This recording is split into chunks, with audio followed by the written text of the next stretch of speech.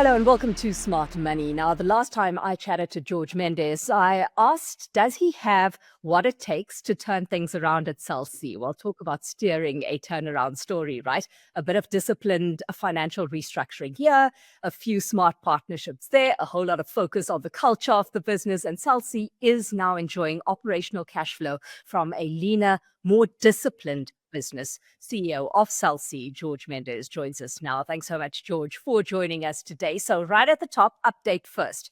When we chatted just over a year ago, you said that Cell C's business stabilization process would take likely 3 to 5 years. Given the progress you've made up to this point, what's that timeline looking like now? Are things still on track and in target? Yeah, hi, Alicia, and thanks for having me. It's a great pleasure to be back. It's also a great pleasure to be back when you've got a lot more positive news, which I think is the front foot story for a change from a Cell C point of view. And you're quite right. It's still a 3 to 5 year program. A lot has been done. So I'm kind of 2 years and 2 months into my tenure. So I'll try and kind of keep score in that fashion, but clearly it doesn't always align with financial years. But certainly from where we are today versus where we were when we last chatted, so much has happened. And if you'll allow me, just a few of the quick things that are quite significant is that our financial position is fundamentally different. We've renegotiated agreements, we've removed costs, we've restructured our financial position fundamentally. And so at least on a P&L level, we cash flow positive and have been for a while. That's a fundamentally different position. It's always good to be able to be on the front foot. I didn't know what the meaning of free cash flow was, let alone cash flow when I arrived. So these are important things to get right in the business. Our network quality is fundamentally different. We've ditched the capex model to an asset light model. We were on that journey already. We're far down the road now.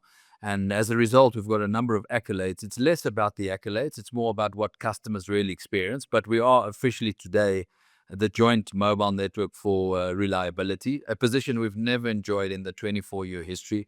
We are the best 4G video experience in the country, the best 4G app experience in the country. We have not launched 5G yet. When we go to market with 5G, I think those metrics will further improve. So our technology stack and quality of service that we actually provide is fundamentally different. We've launched a number of MVNO partners that are leading a very successful transformation in the industry. We've enhanced our prepaid product proposition and core prepaid business fundamentally. We implemented a billing system that's gone live in August of last year. We've refreshed our brand that went live in August of last year. A completely different brand look and feel that we think is resonating very well with the public. Professional, youthful, fresh.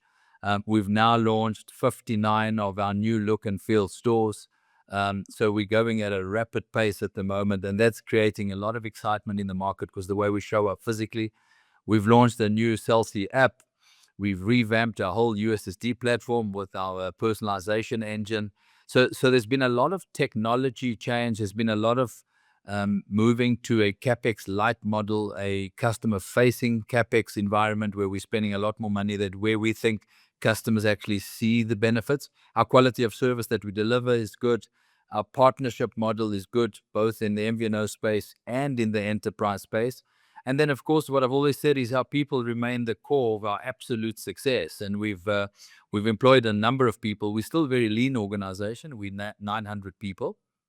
But we believe we've got all the right skill sets and have set ourselves up from a structural point of view with great functional responsibilities, but also a bit of a matrix system where we have line of business areas that we kind of focus on.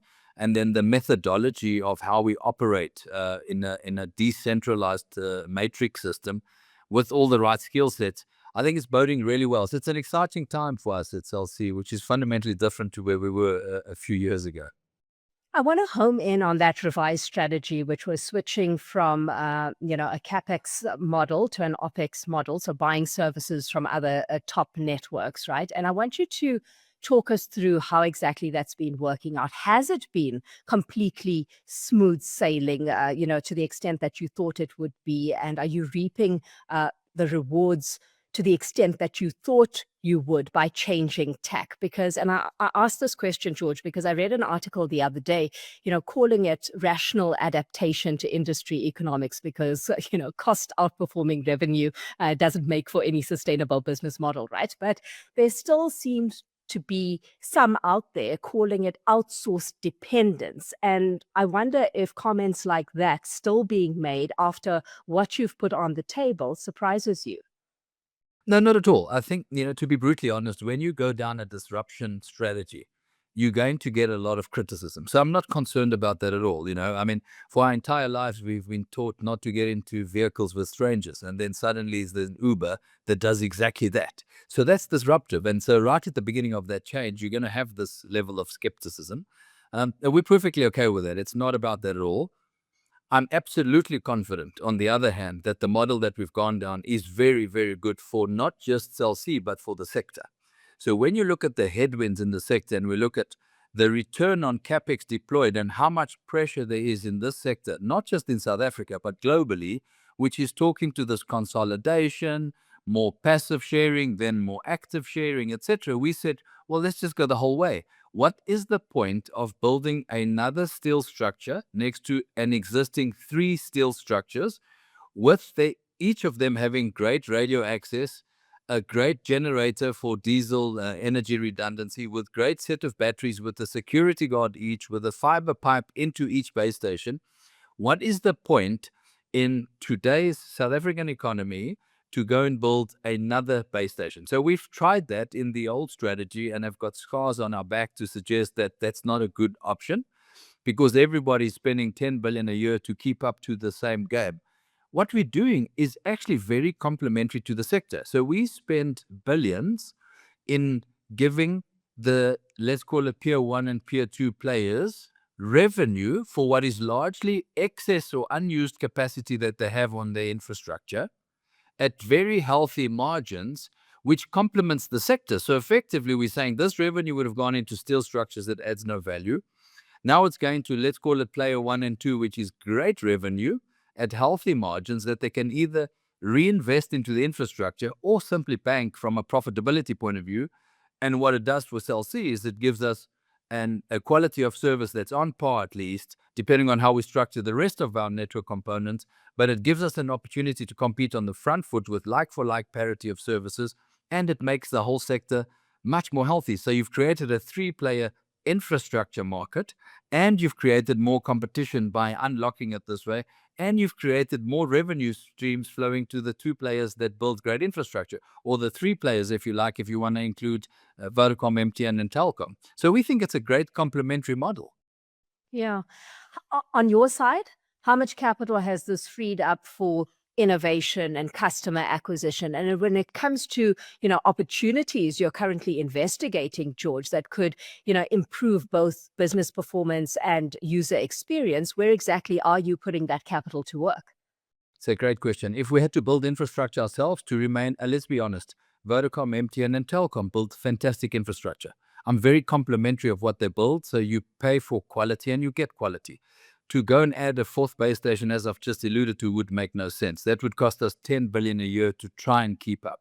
That's not a good strategy. So what we've done is we've opted for somewhere between a 650 and 800 million capex envelope. So you can see the very big difference between the previous capex investment strategy and this one. This one would require us to invest in our shops, which I've now said we've built 59 already in the last, it's under a year.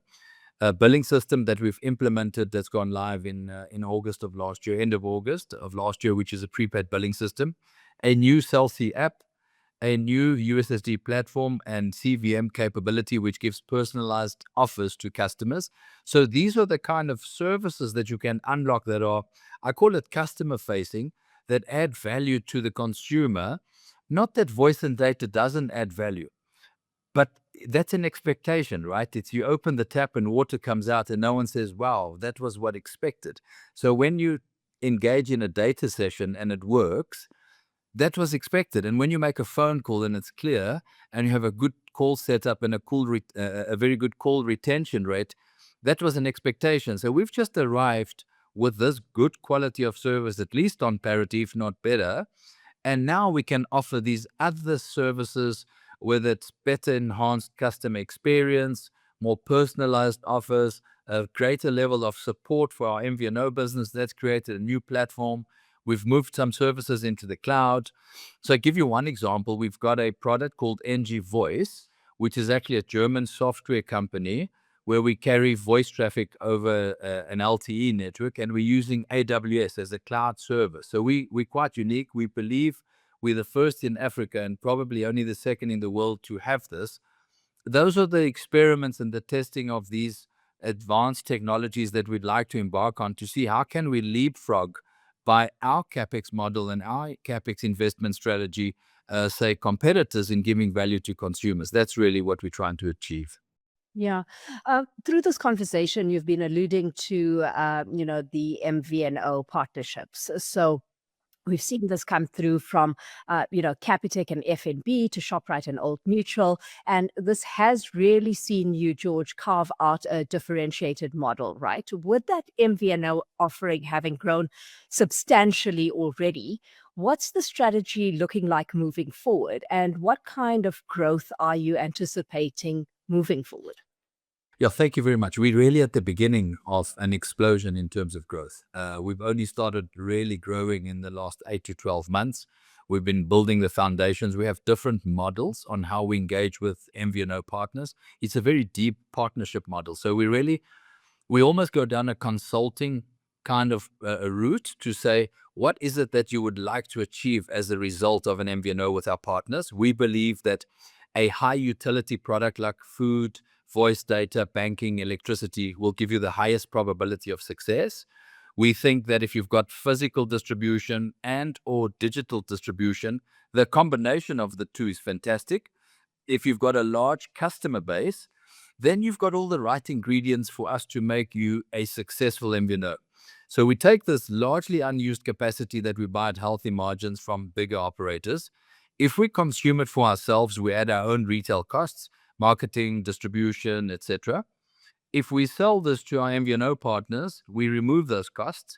And because they largely have those costs sunk in their business already, you kind of have a very broadly similar contribution margin for the product at the Cell C prepaid customer level versus one of our MVNO partners. So we support that strategy all day long. The other thing is, given our market share size, we really only have 5% revenue market share on postpaid. We have 9% revenue market share on prepaid. So we have a lot more to aim for in terms of the size of the opportunity. And I do believe that big food retailers, banks will become a lot more prevalent. The relationship that you have with your bank, I think, gives you a higher level of engagement than you would with a traditional telco. But it also allows us an opportunity to go after customer segments that otherwise we'd have to create a new product name, market that product. So if we want to go into mass banking, for us to come up with product names to compete with the likes of a Capitec would take us fortunes and huge amount of costs to even get close to that kind of level of success. If you wanted to go into mass food, it would be almost impossible to compete with a ShopRite. So this gives us a very unique approach to the market. But I think it's our deep partnership model and our technology where we have multi-operator core network roaming, where we can actually move traffic between player one and player two seamlessly. That gives you the best of the best, which is quite a unique position that we can offer our own customers and our MVNO partners. George, what would you say is the biggest lesson you've learned, venturing down this path of, let's call it collaborative business? Oh, there's lots. First, I have to learn to unlearn. I've come from a position where I've got a lot of power and scale, and the negotiations happen in that way, right? I'm going to buy a lot, give me a discount, etc. I got to a situation where we unfortunately owed everybody money, and it was a really difficult position. So we've come from a situation where we can never forget where we've come from. So I'm very humbled and blessed to have been given this opportunity, but it drives innovation. It drives creativity like I've never seen before, because I think there's two forms of innovation. Broadly speaking, I think one is laziness. I'm not so sure that we need a TV remote, but it's quite nice to just lay on the couch and press buttons. The other method is, of course, survival method, and we were in survival mode. And when you're in survival method and you have to really think deeply on how to get out of the situation, you cannot believe the amount of creativity. And I've seen this because it's a bit like trying to do role plays and scenario plays. If you're sitting on a fancy leather couch with beautiful aircon and the ambiance is amazing, and you give people a scenario and say, imagine you were poor, what would you do? It's very difficult to put yourself in that situation because you're not really feeling it.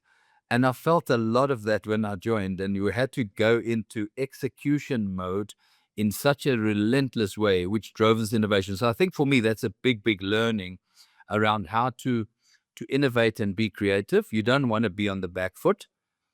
And I want to amplify one thing that I've lived through my whole life: the power of amazing people around you. We're going to go through bad days. We're going to go through good days. We're going to go through difficult times. It's not Cell C's divine right or any other organization to achieve success. But in those dark moments, in those difficult times, when you have amazing people with you, with the right skill set, a great culture, that people really work as a team, I guess the analogy of the current Springbok team comes to mind, where they win. They win ugly. They win beautifully. They dig deep. They change strategy. They're there for each other. They replace people, but everyone comes and delivers on the same goal. It's clear. I'd like to embody that, and I think Rusley's done something amazing with this squad that's now breaking records all over the show. Hopefully, we can deliver something even remotely similar. That would be amazing. Yeah, it really would be. And, it really emphasizes the point that, there is no room for excuses. You've just got to get on and do. Amidst all of this, George, Cell C owner Blue Label has pointed to the strategic review and restructure that could see Cell C list on the JSE. Any progress being made on that front, or any updates on that front for us?